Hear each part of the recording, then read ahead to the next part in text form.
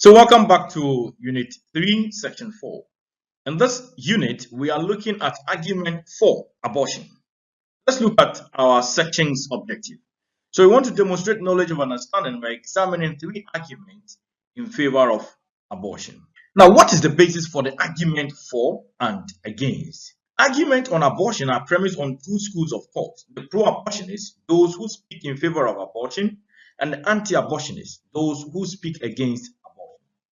But it must be emphasized here that the pros and the cons debate regarding abortion start from a doublet of accepted or rejected premises by each separately. It's about the status of the conception or fetus. It's about a question of whether the fusion and the male and the female gamete indeed has produced a human being or not. If it is the case that it is a human being, we keep it. If it is the case that it's not human being but blood tissues, those who argue for want to say that we terminate its development because it is not a human being. What are some of the arguments that have been raised for? When you go back to your course module, there are many of the arguments.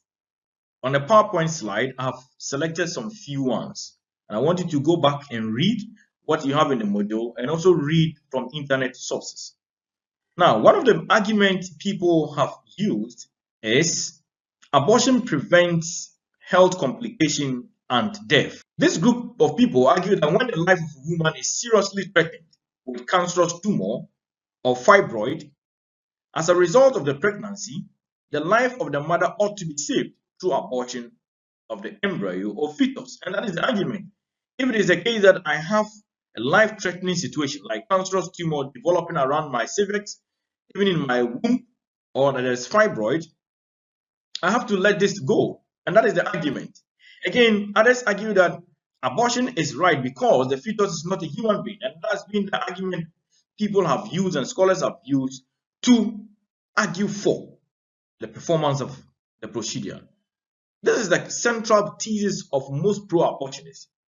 They believe that the fertilized egg is not a human, but there's blood tissues that have been formed and cannot be guaranteed to be a human being.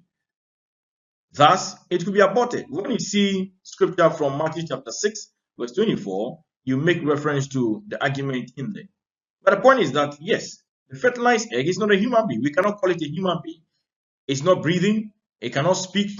It's not eating. Nothing. That is the argument people have used. That the fetus, the fertilized egg is not a human being. Others have said that abortion helps to prevent social stigma. Those towing this line of argument believe that the social conditions of a would-be mother is necessary and that we need to consider that whether abortion is right or not. Many African societies condemn pregnancy before marriage. Girls who become pregnant may be rejected by their parents and could be expelled from school.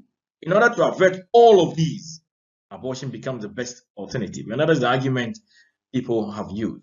Abortion prevents psychological trauma. Indeed, those in favor of this argument argue that an unwanted child could constitute a psychological trauma to the mother anytime she sees that person, especially when the unwanted pregnancy or that pregnancy is characterized by deformity and is medically proven. So then, why would I have to keep this? Psychological trauma. I cannot keep it. I'll let it go. What are we done? We are saying that arguments on abortion are premised on 2 schools of thought: pro-abortionists, those who speak in favor, and those who speak against it.